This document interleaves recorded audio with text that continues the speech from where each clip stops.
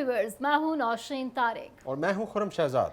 Programme Sanat और तजारत में आपको खुश आमदीद कहेंगे। व्यूअर्स, हम अपने प्रोग्राम में कोशिश करते हैं आपको जो है वो सनत और तजारत से रिलेटेड हर एस्पेक्ट दिखाने की। बिज़नेस अपॉर्चुनिटीज़ से तो हम आपको अवेयर करते ही रहते हैं, उन शख्सियात से भी मिलाते हैं जिनकी कामयाबी का सफ़र आपके लिए इंस्पायरिंग होता है अवेयरनेस के साथ, लेकिन बिज़नेस के बहुत से दूसरे लवाजमात भी हैं खुरम, जैसे जिसकी नॉलेज होना हमारे व्यूअर्स को बहुत ज़रूरी है, जिसमें टैक्सेशन का एक प्रोसेस है वो बहुत इंपॉर्टेंट है। क्या कहते हैं आप? बिल्कुल, ये तो हमारा बुनियादी एक जो एलिमेंट है हमारी बिज़नेस का, वो टैक्सेशन है। और आज हमारे साथ व्यूअर्स जो गेस्ट हमारे प्रोग्राम में हैं, उनका नाम है काशिफ अनवर साहब, और इनकी बहुत ही ज़्यादा अचीवमेंट्स हैं जो कि ये आपको खुद बताएंगे। और इसके साथ ये चेयरमैन हैं friends of economic and business reforms के। और ये बहुत ज़्यादा अवेयरनेस भी जो है वो देते रहते हैं बिज़नेस कम्युनिटी को, और टैक्सेशन के ऊपर स्पेशली। और उसके साथ ये अलाइड और भी काफ़ी सारी जो सजेशंस हैं वो गवर्नमेंट को अक्सर देते हैं। लेकिन आज हमारे स्टूडियो में मौजूद हैं, तो हम इनका तारुफ करवाते हैं अपने व्यूअर्स से। कैसे हैं काशिफ साहब? जी बहुत शुक्रिया, मैं बिल्कुल आसान खैरियत से हूँ। वालेकुम अस्सलाम। सबसे पहले तो आपको खुश आमदीद कहेंगे अपने सेट पे। और जैसे कि खुरम ने आपका तारुफ करवाया, तो होने ये जा रहा है कि मतलब बहुत सारी इन्फॉर्मेशन हमारे व्यूअर्स के लिए आपके थ्रू। जी बिल्कुल, मेरे लिए भी जी एक बहुत अच्छा मौका है कि आपके प्लेटफॉर्म से मैं वो इन्फॉर्मेशन शेयर कर सकूं जो बाकी प्लेटफॉर्म से भी मैं करता हूं, और ज़्यादा से ज़्यादा बात करता हूं कि आप अपने आप को टैक्स नेट के अंदर लाएं और अपने जितने भी कौमी फ़राइज़ हैं टैक्सेशन के टॉपिक पे भी जाते हैं, लेकिन इससे पहले मैं ये चाहूँगी कि एक अपना ब्रीफ सा तारुफ आप हमारे व्यूवर्स के साथ करें। आपकी जर्नी क्या है, आप क्या करते हैं, आपने कहाँ से स्टार्ट किया? 1995 में मैंने MBA किया, उसके बाद अपना बिज़नेस ज्वाइन किया। और तो बेसिकली आप खुद भी बिजनेस पर्सन हैं? बिज़नेस, जी बिल्कुल बिज़नेसमैन हूँ अपने। और जो मेरे लिए बहुत खुशी की बात है कि फैमिली बिज़नेस को ज्वाइन किया, और मेरे टीचर मेरे वालिद साहब हैं। और फिर मैंने 2013 में लाहौर चैम्बर को ज्वाइन किया, और अल्हम्दुलिल्लाह मैं वाइस प्रेसिडेंट बना। और फिर वहाँ से सफ़र बहुत तेज़ शुरू हो गया। और 2014 तक तो आहिस्ता आहिस्ता चलता रहा, लेकिन फिर 2014 के बाद फिर ट्रेड यूनियंस, फिर आगे आपके मार्केट्स, फिर आगे आपके इश्यूज, टैक्सेशन, इकोनॉमी, और फिर उसके साथ आज मैं आपके प्लेटफॉर्म पे बैठा हूँ। ये हमारे लिए ऑनर की बात है काशिफ साहब। बिल्कुल। और इसमें ये तो आपकी एक जर्नी का एक मुख्तसर आपने तारुफ अपना बता दिया। अच्छा, जो टैक्स है वो हमारी एक जो बिज़नेस जो है उसका एक बुनियादी एलिमेंट है, तो टैक्स के ऊपर आपके पास नॉलेज बहुत ज़्यादा है, और आप अक्सर जो है मुख्तलिफ प्लेटफॉर्म्स पर भी आप इसको जो है वो शेयर भी करते हैं। आज हमें बताएं कि ये टैक्स क्या है। देखिए, ये सबसे पहली बात तो ये है कि ये हमारी कौमी ज़िम्मेदारी है अदा करना। दूसरा, गवर्नमेंट ने अपने अखराजात को पूरा करना है, गवर्नमेंट ने अपनी आवाम की भलाई के लिए पैसों को इकट्ठा करना है। तो कुछ सोर्सेज होते हैं जहाँ से गवर्नमेंट को इनकम इकट्ठी होती है, जो हमारे एक्सपेट्रिएट्स बाहर हैं वो पैसा भेजते हैं, हम एक्सपोर्ट्स करते हैं, वहाँ से पैसा आता है, डोनर्स हैं वो हमें पैसा भेजते हैं। और जो एक बहुत बड़ा हमें सेगमेंट मिलता है पैसे का, वो collection of tax from Pakistan है, जो कि गवर्नमेंट लगाती है मुख्तलिफ चीज़ों के ऊपर। आपकी मैन्युफैक्चरिंग के ऊपर लगाती है, सर्विसेज के ऊपर लगा ली है। It is a source of revenue and a source of income, जिससे गवर्नमेंट ने फिर उसको खर्च करना है आवाम के ऊपर। तो मेरे मुताबिक तो सिंपल डेफिनेशन यही है कि जिस तरह आपको हर घर को चलाने के लिए आपको पैसे चाहिए, आप नौकरी करते हैं, नौकरी करके पैसे लेके जाते हैं और अपने घर का सिस्टम चलाते हैं, तो गवर्नमेंट को भी अपना सिस्टम चलाना है। अच्छा काशिफ साहब, इसमें टैक्सेस की एक अक़साम भी हैं, जैसे कि हम हर प्रोडक्ट के ऊपर GST देखते हैं। अब हमें GST के बाद फेडरल टैक्स है और डिफरेंट टैक्सेस होते हैं, तो इसके बारे में भी आप हमें बताएं। देखें, जो मेजर दो किस्म के टैक्सेस हैं उसको डायरेक्ट टैक्स और इनडायरेक्ट टैक्स कहा जाता है। जो सेल्स टैक्स है वो इनडायरेक्ट टैक्स में आ जाता है, जो डायरेक्ट टैक्स है वो आपकी इनकम के ऊपर लगता है। लेकिन यहाँ पर हमारे मुल्क में ज़्यादा जो रेशो है, अगर मैं गलत नहीं कहूँगा, 75% जो हमारा रेवेन्यू कलेक्ट होता है वो इनडायरेक्ट टैक्सेशन से होता है, वो सेल्स टैक्स लगा कर, बाकी इनडायरेक्ट टैक्स विद होल्डिंग से। हमारी एक बहुत बड़ी जो रेवेन्यू की जनरेशन है वो with holding of income tax and with holding of sales tax से है, जो कि गलत है। ये डायरेक्ट टैक्सेशन से होनी चाहिए, हमारी इनकम्स के ऊपर ये टैक्सेशन लगनी चाहिए, लेकिन यहाँ पर गलत है। دیر are many various reasons for it کہ کیوں ایسا ہے. یہی نہیں ہے کہ حکومت صرف غلط ہے یا یہی ایسا نہیں ہے کہ عوام غلط ہے.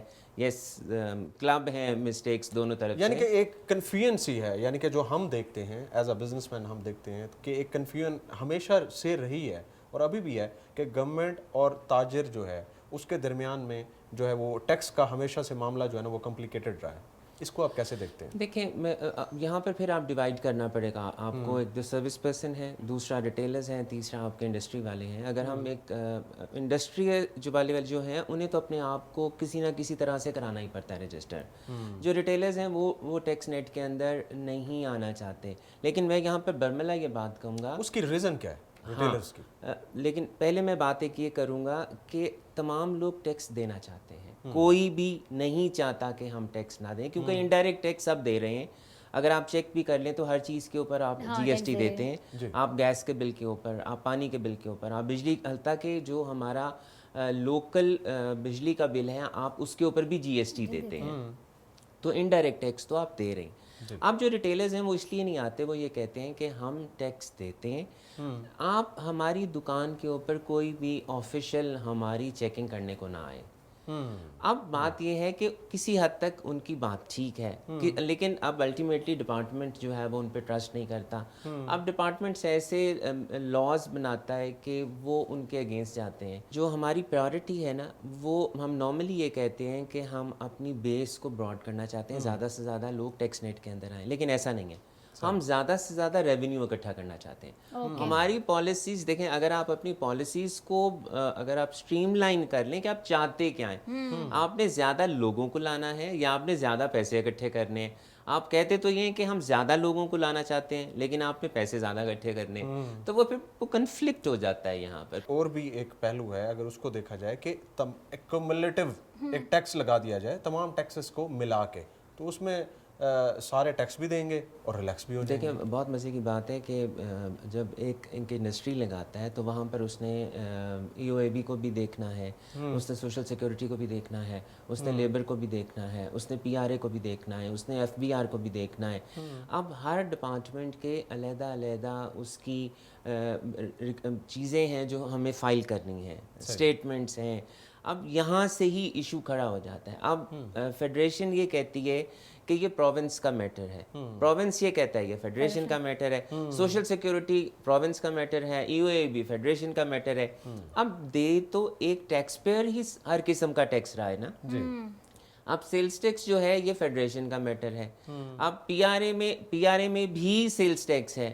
اب اتنے قسم کے ٹیکسز لگا دیے ہوئے ہیں کہ ہم یہی تو کہتے ہیں کہ دیکھیں آپ ایک تو اپنے ہم نارملی ایک بات میں یہ کہتا ہوں کہ آپ نمبر آف ٹیکسز اور ریٹ آف ٹیکسز کو بڑھاتے جاتے ہیں, آپ نمبر آف ٹیکسز اور ریٹ آف ٹیکسز کو کم کریں. اور جو ہم نے ایک بات کی نا کہ لوگ ٹیکس نیٹ کے اندر نہیں آتے, یہ سوال میں نارملی آخر میں کرتا ہوں, لیکن سوال یہ میں یہاں پر ایک بیچ میں چھوڑتا جا رہا ہوں کہ جو ایک عام انسان ہے, ایک عام شہری ہے, وہ یہ کہتا ہے کہ مجھے ٹیکس دینے کا فائدہ کیا ہے. یس کام صرف جو رجسٹرڈ پرسن ہے, صرف وہ شخص جو آپ کی ایکٹیو ٹیکس پیئر لسٹ کے اوپر ہے, صرف ایسا شخص جس کے پاس این ٹی این ہے اور وہ دوبارہ ایکٹیو ٹیکس پیئر لسٹ کے اوپر ہے, اس کو کم ود ہولڈنگز دینی پڑتی ہیں. ود ہولڈنگز کے لیے ریٹ کم ہے, یعنی کہ اس کے لیے سزا کم ہے, اور جو اے ٹی ایل کے اوپر نہیں ہے اس کے لیے سزا زیادہ ہے. لیکن اس میں ایک اور بات بھی ہے کہ اس کی پھر جو نالج ہے وہ عام بندے کو نہیں ہے. دیکھیں الٹیمیٹلی وہ کہاں پر ہوتی ہے جب آپ نے گاڑی خریدنی ہے, وہ کہاں پر ہوتی ہے کہ اگر آپ کا بینک اکاؤنٹ ہے. اب ایسے شخص جنہوں نے این ٹی این نہیں لے رکھا اور وہ اے ٹی ایل کے اوپر نہیں ہے, اور اے ٹی ایل کے اوپر وہ آتا ہے جو اپنی اینول انکم ٹیکس کی ریٹرن کو سبمٹ کرتا ہے, جو نہیں سبمٹ کرے گا وہ اے ٹی ایل پہ نہیں آئے گا. تو وہاں پر یس ود ہولڈنگس جو ان رجسٹرڈ ہیں ان کے لیے فائن بڑھ جاتا ہے, لیکن جو آپ کے اے ٹی ایل کے اوپر ہوتے ہیں جنہوں نے اپنی انکم ٹیکس کی ریٹرن کو سبمٹ کیا ہوتا ہے ان کے لیے وہ نہیں ہے. تو جو بات میں نے کی کہ yes those who are on the active tax payer list ان کے لیے سزا کم ہے, جو ایکٹیو ٹیکس لسٹ کے اوپر نہیں ہے ان کے لیے سزا زیادہ. تو آپ کیا سمجھتے ہیں کہ جو ٹیکسز کا جو ایک ہمارا نظام ہے ملک کا, اور ایک عام آدمی ہے, جیسے ایک عام ہمارا ریٹیلر ہے, ریٹیلر کی بات ہم کر رہے ہیں, تو ان تک ایک آگاہی جو مہم ہے کیا وہ نہیں چلانی چاہیے؟ یا جیسے جو ٹیکس کو فائل کرتے ہیں کچھ ایسی کمپنیز بھی ہیں جو سروسز پرووائڈ کرتی ہیں, کیا ان کو بھی چاہیے کہ وہ بھی آگاہی کی مہم میں حصہ لے سکتے ہیں, اور حکومت کو بھی چاہیے کہ وہ بھی عام آدمی تک پہنچائے کہ ہمارا مقصد کیا ہے اور وہ جو کنفیوژن ہے وہ دور ہو سکے؟ دیکھیں میں سب سے پہلی بات تو یہ کروں گا کہ گورنمنٹ کے پاس تمام ڈیٹا ہے. ہم یہ کہتے ہیں کہ پہلے آج سے 5-6 سال پہلے یہ ایشو تھا کہ گورنمنٹ کے پاس انفارمیشن نہیں ہوتی تھی. Now who is at fault here? The government is at fault. اب اگر ایک شخص پلاٹ خرید رہا ہے یا ایک شخص 1000 cc سے زیادہ کی گاڑی خرید رہا ہے, ایک شخص جس کی انکم 6 لاکھ روپے سے زیادہ ہے, قانون یہ کہتا ہے کہ اسے اپنے انکم ٹیکس کے ریٹرن کو سبمٹ کرنا ہے. اب اگر میں نہیں کرتا ہوں تو سوال تو گورنمنٹ کو کرنا چاہیے نا کہ بھائی تم نے کیوں, اگر گاڑی خریدی ہے تو تم نے ریٹرن کیوں نہیں سبمٹ کی. اب ایسے لوگ جن کی انکمز بھی زیادہ ہیں, ایسے لوگ جو سیلری بھی 6 لاکھ سے زیادہ کما رہے ہیں, جو اپنے ایکسپینڈیچرز بھی کر رہے ہیں, فورن ٹرپس بھی کر رہے ہیں, ان کے اوپر کنٹرول اینڈ چیک نہیں ہے. جب آپ صرف کنٹرول اینڈ چیک رکھ لیں گے وداؤٹ پنشمنٹ, وداؤٹ ہیرسمنٹ, لوگ ٹیکس اسٹیٹ کے اندر آئیں گے. اب مجھے یہ پتہ ہے کہ اگر میں نے گاڑی خریدی ہے تو مجھ سے تو سوال ہی کسی نے نہیں کرنا. تو جب مجھ سے سوال کوئی نہیں کرے گا تو پھر اسے کیا, اور پھر ہم جو لکونہ ہے کہ آپ مجھے دیتے کیا ہیں.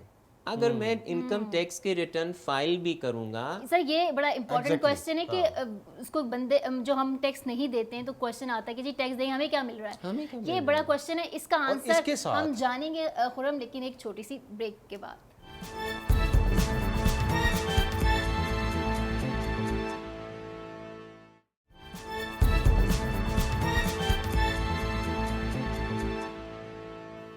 Welcome back viewers. پروگرام کو وہیں سے آغاز کریں گے جہاں سے چھوڑا تھا. سر امپورٹنٹ کویسچن تھا بڑا کہ جو عوام کے لیے آئی تھنک سو کہ عوام کہتی ہے ہم ٹیکس دیں, ہمیں ریٹرن میں کچھ نہیں ملتا.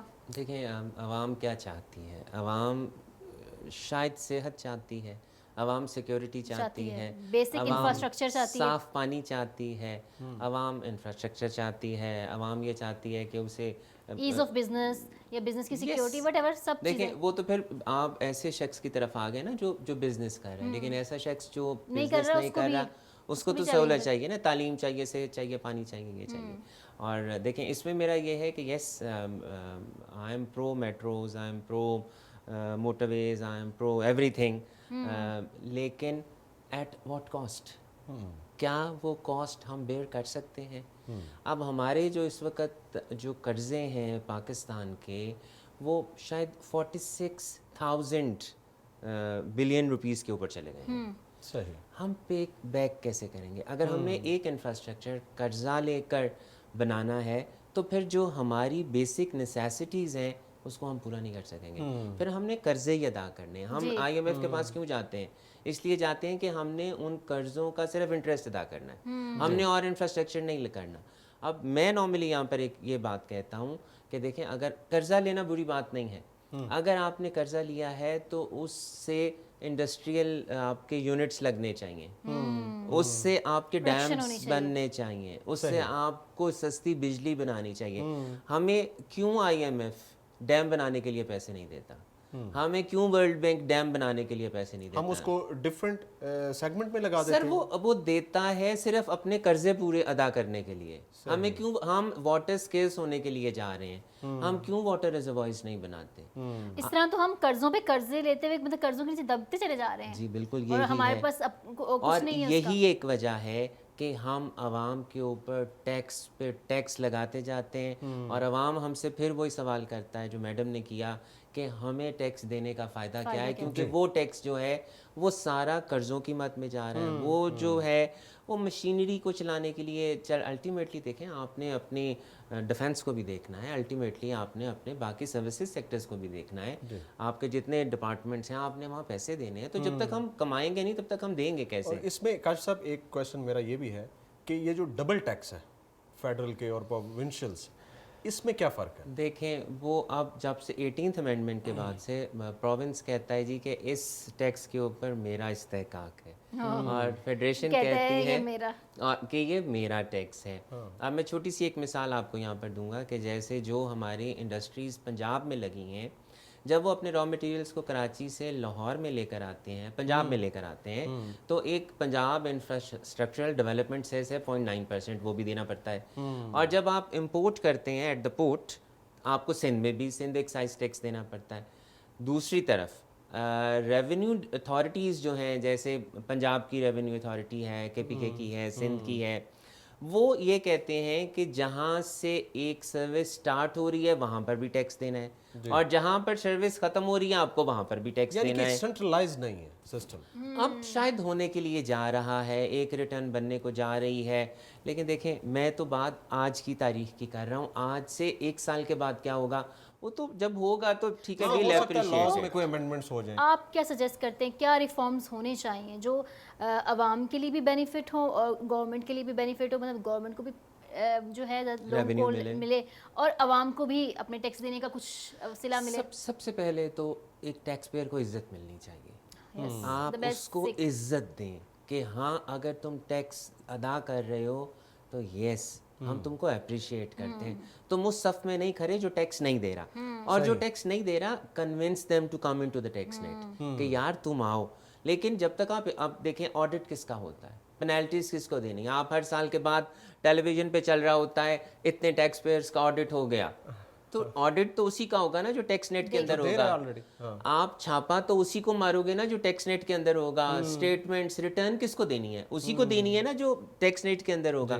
اب ایسا شخص جو کسی وجہ سے بھی اپنے انکم ٹیکس کے ریٹرن نہیں فائل کر پاتا, اسے 1 لاکھ روپیہ جرمانہ ہے. جو اپنی ویلتھ ٹیکس کی اسٹیٹمنٹ نہیں دے پاتا اسے 40,000 روپیہ جرمانہ ہے. ایک اور ہماری ود ہولڈنگ کی اسٹیٹمنٹ ہوتی ہے, اس کا 2,500 روپیہ روز کا جرمانہ ہے, چاہے نیل کی بھی اسٹیٹمنٹ ہو. تو دیکھیں اگر آپ نے پینلائز ہی کرنا ہے, اگر آپ نے صرف ہمیں سزا ہی دینی ہے, تو لوگ کہتے ہیں یار میں جب تک بچا ہوا ہوں ٹیکس نیٹ سے تب تک میں بچا رہا ہوں. کہنا تو یہ چاہیے کہ یار مجھے ٹیکس نیٹ میں آنا ہے کیونکہ مجھے فائدے زیادہ ہیں. اگر میں ٹیکس نیٹ کے باہر رہوں گا تو مجھے نقصان ہوگا. اب ایک اور چھوٹی سی مثال ہے کہ ہمارے جو اسیسنگ آفیسرز ہیں, ہمارے اسسٹنٹ کمشنرز, ڈپٹی کمشنرز, وہ جب فیصلے کرتے ہیں تو اکثر وہ ریورٹ بیک ہو جاتے ہیں ہائر کورٹس میں جا کر, ٹریبونل میں جا کر, کمشنر اپیل کے پاس جا کر. اب میں آپ کے چینل پہ بیٹھ کر بھی یہ بات کروں کہ جب سیٹنگ نہیں ہوتی تو وہ کیس خراب ہو جاتا ہے. یہ بھی المیہ ہے ہمارا, یہ بھی ایک المیہ ہے. میں اب پرائم منسٹر صاحب بار بار یہ کہتے ہیں کہ جناب ہمیں کرپشن کے خلاف جانا ہے. جب اگر میں یہ کہتا ہوں کہ ہمارے اوپر کنٹرول اینڈ چیک ہونا چاہیے تو آپ کے اوپر بھی کنٹرول اینڈ چیک ہونا چاہیے. صحیح. جب آپ کے اوپر بھی کنٹرول اینڈ چیک ہوگا تو آپ بھی پھر ایسا فیصلہ نہیں کریں گے. اور دیکھیں یہ ہماری, میں پھر یہی کہتا ہوں کہ ہم ریٹیلرز, ہم اس لیے کہہ رہا ہوں کیونکہ میں ایز ریٹیلر بیٹھا ہوں, ایز این انڈسٹریلسٹ آپ کے سامنے بیٹھا ہوں. ہم ٹیکس دینا چاہتے ہیں, ہم چاہتے ہیں کہ ہم سے ٹیکس لیں, لیکن آپ کے قوانین ہمیں روکتے ہیں. صحیح. اچھا کاشف صاحب, ابھی یہ جو China Pakistan economic corridor, Pakistan کی اور چائنا کی ایک ایسی پارٹنرشپ جو کہ ایک ورلڈ میں اس کی بہت اہمیت ہے, اور ابھی یہ بہت زیادہ پھیل بھی رہی ہے بٹوین سینٹرل ایشیا, اور ریجنل جو ہمارا جو سنیریو ہے وہ اس سی پیک کی وجہ سے بدل رہا ہے.